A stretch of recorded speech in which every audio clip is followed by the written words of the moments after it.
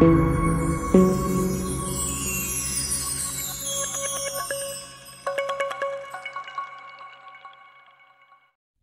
کے کنارے جھونپڑی میں ایک بڑھیا بالکل اکیلی رہتی تھی۔ وہ گزر بسر کے لیے جنگلی پھل کھاتی اور قریب ہی بہتی ندی کا پانی اور اس کی مچھلیاں بھی استعمال کرتی تھی۔ ایک دن بڑھیا مچھلی پکڑنے ندی کنارے گئی تو وہاں اسے ایک عقاب زخمی حالت میں ملا۔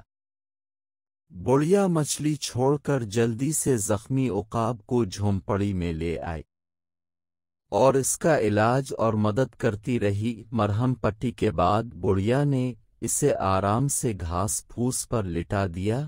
کچھ دن بعد عقاب بالکل ٹھیک ہو گیا تو اس نے الفاڑن بھری اور یہ جا لیکن کچھ دیر بعد آ کر بڑھیا کے پاس بیٹھ گیا اور احسان مند نظروں سے اسے دیکھنے لگا، جیسے وہ اپنی زندگی بچانے پر بڑھیا کا شکریہ ادا کر رہا ہو۔ بڑھیا اس وقت مچھلی پکڑنے جا رہی تھی۔ چلتے چلتے بڑھیا کی نظر عقاب کے ناخنوں پر پڑی تو وہ راک گئی اور خود سے کہا، اوہو، یہ تو اتنے لمبے ناخنوں کی وجہ سے کچھ بھی نہیں کھا سکتا، ایسے تو یہ بھوکا مر جائے گا۔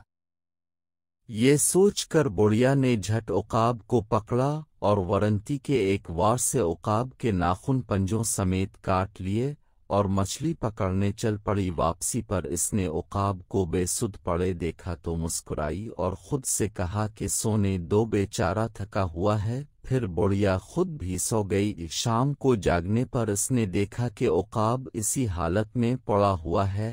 وہ عقاب کے قریب گئی۔ بڑھیا تو اسے سوتا ہوا سمجھ رہی تھی، لیکن عقاب زیادہ خون بہنے کی وجہ سے مر چکا تھا۔